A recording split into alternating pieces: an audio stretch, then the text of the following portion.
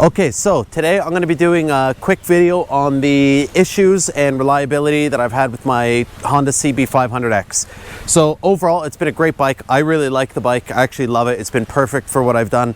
I've got close to 60,000 kilometers on it now. I think it's 58,000 kilometers.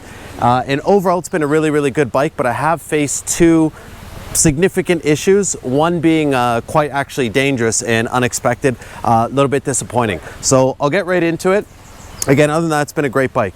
So the number one biggest surprise that I've had, and the biggest problem that I've had, and the dangerous problem that I've had, is at about 25 or 30,000 kilometers, the bike developed some sort of a, I don't know how to describe it other than it was a click in the front end. It felt like the handlebars were slightly moving forward under braking or whenever I went over a big pothole or a hole or anything like that. So I was quite a bit far away from home at the time, and I couldn't figure out what it was. I did everything. I stopped, I played around with everything. Everything seemed tight, couldn't figure out what it was. So I got home, I had to ride it like that, and it was a bit scary. Every time I braked, it was sort of click. It felt like the handlebars were moving, but they weren't, they were secure.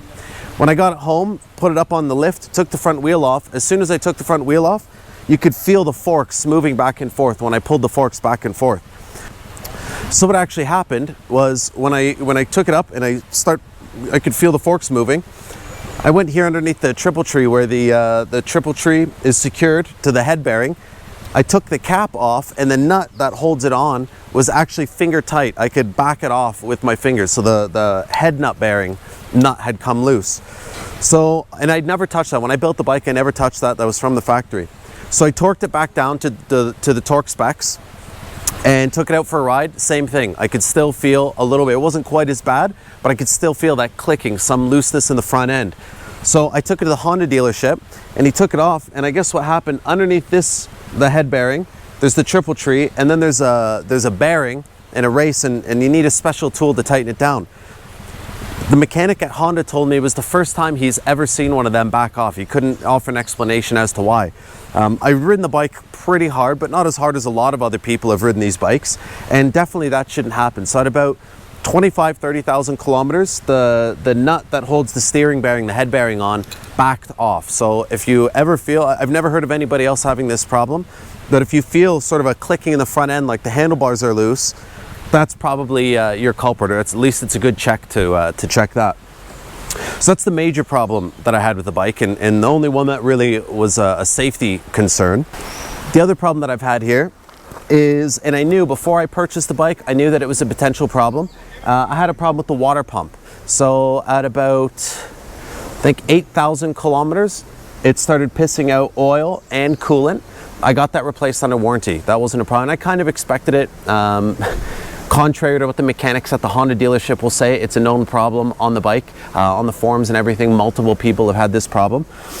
I believe there's the suspicion is that whoever makes the pumps for Honda, there's a problem in the manufacturing process, and the impeller shaft is out of round, out of straight, very, it's not even visible to the naked eye. But if you get don't remember the name of the tool, but the tool that measures the outside diameter straightness, and you spin it, you can see that on a lot of them the impeller shafts are bent. So replaced that under warranty, and then went on another trip up to the Arctic. On that trip, so less than 30,000 kilometers, it started leaking again. I brought it to the Honda dealership. I'll just explain what happened quickly, and then I'll have my little complaint afterwards. Brought it to the Honda dealership. They said nothing needed to be done. Long story short, went on the way, started leaking again. Actually started pouring out, so I had to replace it. So within 30,000 kilometers, I went through 2 water pumps. I'm on my third with about 30,000 kilometers and have had no problems. So quick little hope to jump back to the Honda story. When I took it in, it was leaking oil and coolant. The Honda guy said, yeah, you definitely need to replace your water pump. Okay, perfect. I explained that because there was a problem, a known problem on these bikes, and it's my second one in less than 30,000 kilometers, I don't think I should have to pay for it. He disagreed. He laughed in my face and said that I had 1,000,000 kilometers on the bike. There's no way Honda was going to replace it for me. So I wasn't going to argue with him. Because I used to work in a car dealership, I sort of know how warranties work. I contacted Honda, told them, hey, look, this is a known problem. I don't think I should have to pay for it. It's gone through 2 water pumps in less than 30K. Bike was like a year and a half old. They said, yeah, okay, no problem. Send us in the documentation from the mechanic. We'll take care of it. So I told the mechanic, hey, Honda's asking for a quote and a work order basically on this, on what it needs. And the mechanic, shout out to Team Honda in Milton, Ontario. Martin, you know who you are. Sorry to put you on blast, but it was pretty bad. He got really, really angry and he said, no, I've never had to do that. Why would I have to do that? It's just insane that I would have to send this into Honda. Never had to do that. And I said, well, yeah, I don't want to pay for it. I don't think I should have to pay for it. So he said, okay, fine, I'll send them what needs to be done. I'll take care of it. So I left it for about a week and a half, almost 2 weeks actually. He called me, said everything was ready to be done. I go to pick the bike up and he forgot to put a cover back on the bike over the chain. And he said, oh, by the way, I couldn't get the pump to leak again. I left it on the table all day, on the lift all day, and I couldn't get it to leak. So I didn't replace it. So I got in a bit of an argument. I said, but you told me it needed to be replaced, and had I been willing to foot the bill, you just would have replaced it and charged me. But when Honda asked for you to send the stuff in, you just refused to do it. And then you didn't even run it under load, you just sat it on the lift. I said, if I had been paying for it, you would have replaced it.